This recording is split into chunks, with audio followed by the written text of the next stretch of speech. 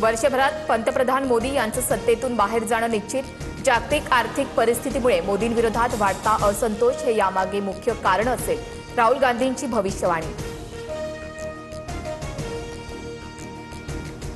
शेतकऱ्यांना डिझेल उपलब्ध करून द्या. शेतकऱ्यांच्या नावाखाली होणाऱ्या साठेबाजीवर लक्ष ठेवा. मुख्यमंत्री फडणवीसांच्या जिल्हाधिकारी आणि विभागीय आयुक्तांना सूचना. देशभरात पेट्रोल डिझेलच्या दरात पुन्हा वाढ. पेट्रोल 87 पैसे तर डिझेल 91 पैशांनी महागलं. 10 दिवसात तिसऱ्यांदा इंधन दरवाढीचा फटका.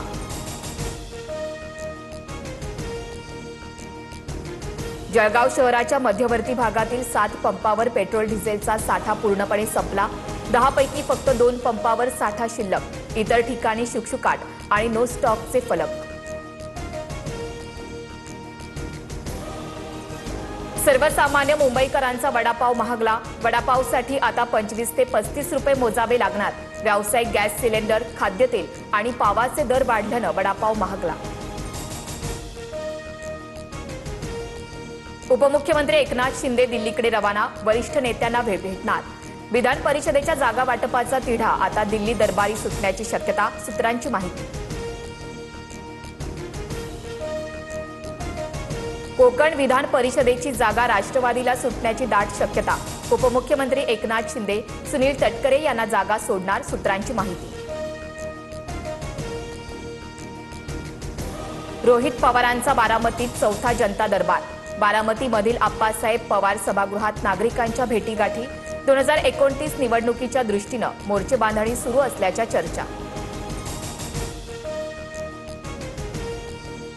कॉक्रोच जनता पार्टीचे संस्थापक अभिजित दिपकेच्या छत्रपती संभाजीनगरमधील घराबाहेर पोलीस सुरक्षा.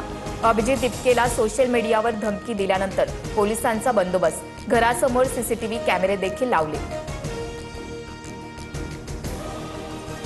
कॉक्रोच जनता पार्टीचं एक्स अकाउंट हॅक करण्यामागे केंद्रीय गुप्तचर यंत्रणेचा हात. देशातील जनतेच्या उद्रेकाची माहिती आयबीनं केंद्राला दिली.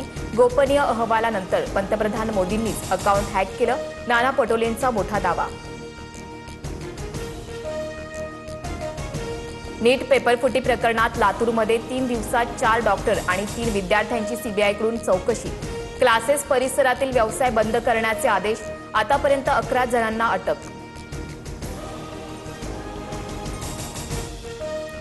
नीट पेपरफुटी प्रकरणातील आरोपी मनीषा हवालदारनं भौतिकशास्त्राचा प्रश्नसंच असलेल्या नोट्स जाळल्या.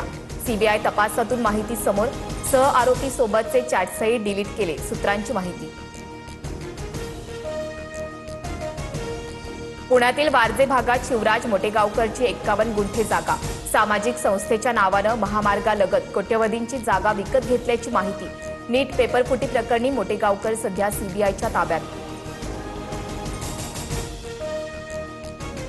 राज्यभरात वादळी वाऱ्यासह पावसाला सुरुवात.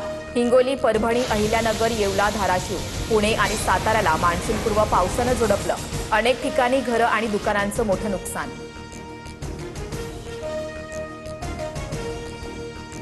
बीडमधील शेतकऱ्याला सोलापुरात कांद्यासाठी प्रति किलो 50 पैसे दर.